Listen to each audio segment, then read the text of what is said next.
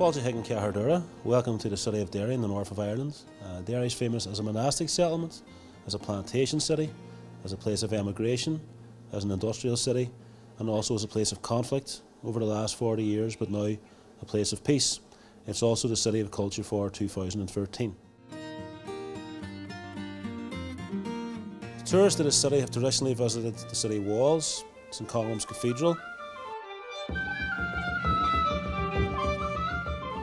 the Guildhall, many of the Catholic churches, and also used Derry as a base to travel to Donegal and the Giant's Causeway areas. But now a number of community areas in the city are starting to develop their tourism product, and that's what we're here to tell you about today.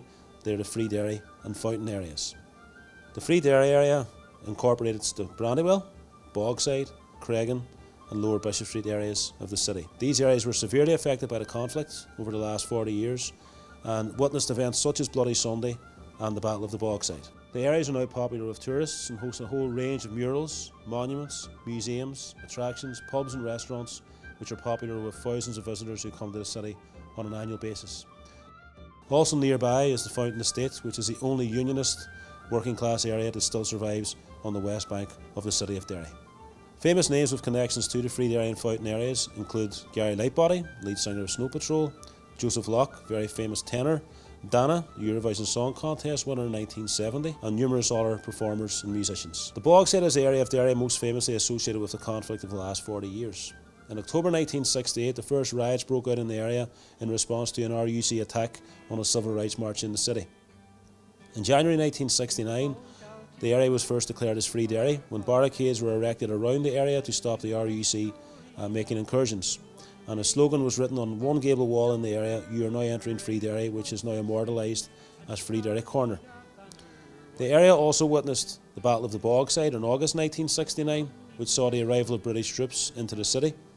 And in January 1972, the most famous event of all, Bloody Sunday, when the Parachute Regiment murdered 13 civilians and injured 15 others in an event that is still remembered today in the Bogside and the wider city of Derry. Today visitors can avail of a taxi tour which will incorporate the city cemetery, the location of the graves of numerous victims of the conflict, and also take a tour of the wider area to learn of the conflict itself, but also visit attractions such as the Cregan Country Park, which offers walking trails, fishing, water sports, fine dining and also fantastic views of the wider city. The Brandywell Estate is home to two of the largest stadiums in the city, the Gaelic Games headquarters at Celtic Park and also the Brandywell, Derry City FC soccer ground. It also hosts the Lourdes Grotto, a very famous local monument, and a number of other pubs and attractions, and also the Gas Yard Centre, which is the largest community building in the area, which also incorporates the Gas Yard Heritage Centre. Lower Bishop Street is home to Lumen Christi College, formerly the home of the Anglican Bishop of Derry, but at one stage the site of St Columb's College, the only grammar school in Ireland to have produced two Nobel Prize winners in John Hume and Seamus Heaney.